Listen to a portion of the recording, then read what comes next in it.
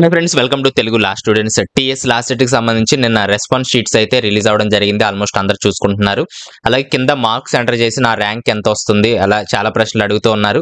ఖచ్చితంగా videos analysis అన్నీ వస్తాయండి.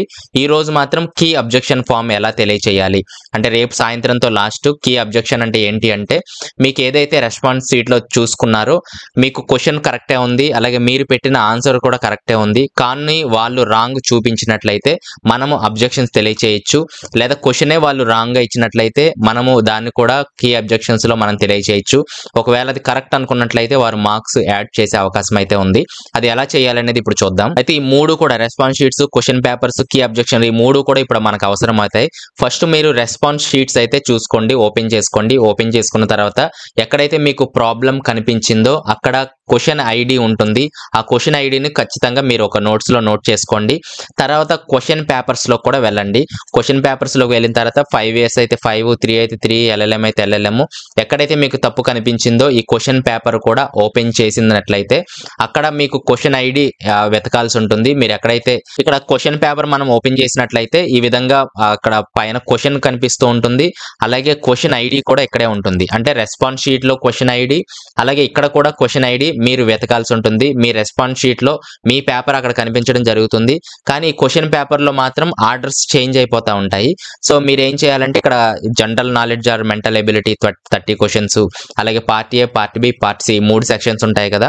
ఇందులో మీ క్వశ్చన్ ఎక్కడ ఉందనేది మీరు వెతకాల్సి ఉంటుంది. జనరల్ నాలెడ్జ్ లో ఉందా, లీగల్ యాప్టిట్యూడ్ లో ఉందా, కరెంట్ అఫైర్స్ లో ఉందా, ఈ విధంగా మీరు సెట్ చేసి ఈ క్వశ్చన్ ఐడి ఎక్కడైతే మీకు కనిపించిందో సేమ్ రెస్పాన్స్ షీట్ లో ఇలాగే ఇక్కడ ఏదైతే కనిపించిందో రెండు మ్యాచ్ అవుతున్నాయో లేదో చూడండి.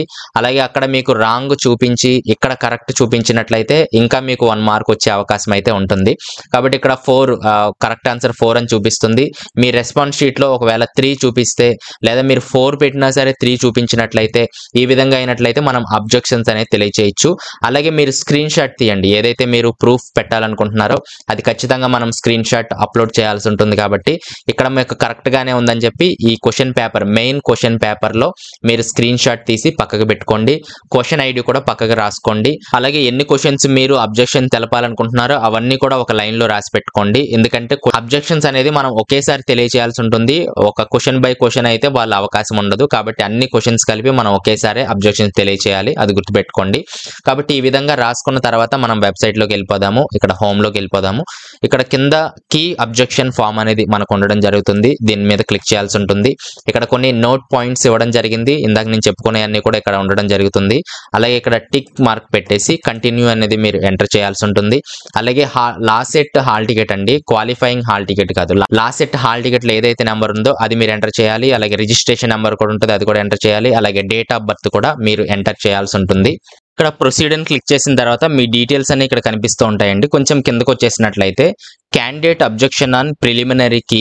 సో ఇక్కడ కిందకు వచ్చేసినట్లయితే క్వశ్చన్ ఐడి మెయిన్ గా మనకు కనిపిస్తుంది. ఇక్కడ ఏదైతే స్టార్ మార్క్స్ ఉన్నాయో అవి ఖచ్చితంగా మనం ఎంటర్ చేయాల్సి ఉంటుంది, లేకపోతే సిస్టమ్ అనేది తీసుకోదండి. ఇక్కడ క్వశ్చన్ ఐడి మీకు ఎక్కడైతే ప్రాబ్లం క్రియేట్ అయిందో ఆ క్వశ్చన్ ఐడి మనం ఇక్కడ వేయాల్సి ఉంటుంది. సో ఉదాహరణకి నేను ఇక్కడ ఒక మాస్టర్ క్వశ్చన్ పేపర్ లోంచి ఒక క్వశ్చన్ ఐడి కాపీ చేశాను.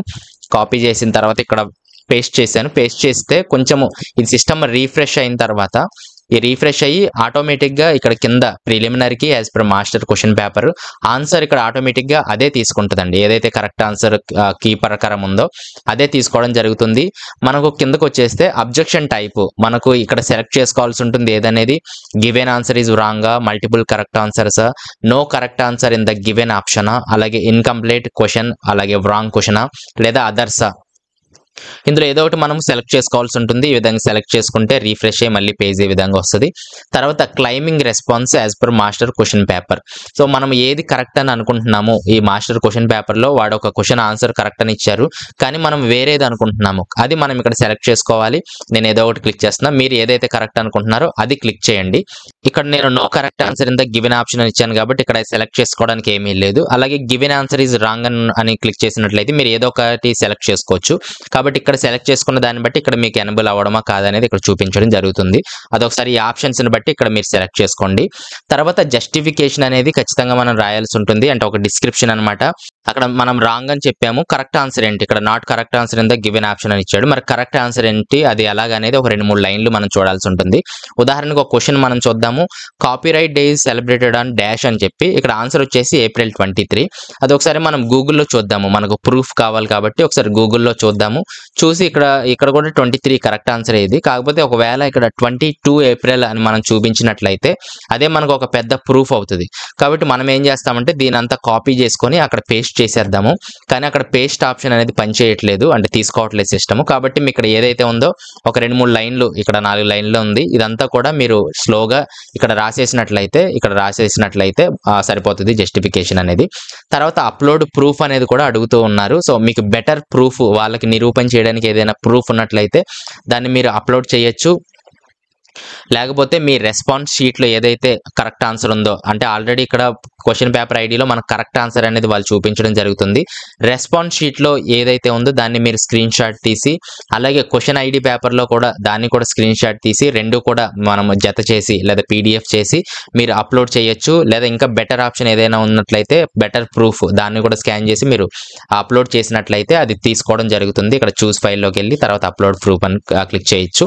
తర్వాత ఒకే క్వశ్చన్ మీరు పెట్టాలనుకున్నట్లయితే సబ్మిట్ అబ్జెక్షన్ అని మీరు క్లిక్ చేసినట్లయితే అబ్జెక్షన్ అనేది రైజ్ చేసినట్లు అవుతుంది. ఒకవేళ వారు వెరిఫై చేసి ఓకే అనుకుంటే మీకు మార్క్స్ యాడ్ అవ్వడం జరుగుతుంది. అలాగే ఒకటి కంటే ఎక్కువగా మీరు క్వశ్చన్స్ చేయాలనుకున్నట్లయితే అబ్జెక్షన్స్, యాడ్ మోర్ క్వశ్చన్స్ అని చెప్పి దీని మీద క్లిక్ చేయండి. తర్వాత నెక్స్ట్ పేజ్ ఓపెన్ అవుతుంది, అంటే సేమ్ పేజ్ ఓపెన్ అవుతుంది.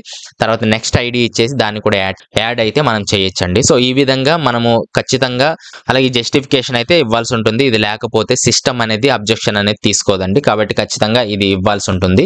సో ఫైనల్ గా సబ్మిట్ అబ్జెక్షన్ అనేది చూడొచ్చు. కాబట్టి ఈ విధంగా అయితే మీరు చేయాల్సి ఉంటుంది. ఏమన్నా డౌట్స్ ఉంటే కింద కామెంట్స్ లో తెలియజేయండి. నెక్స్ట్ చాలా వీడియోస్ తో మీ ముందుకు వస్తాను. Thanks for watching.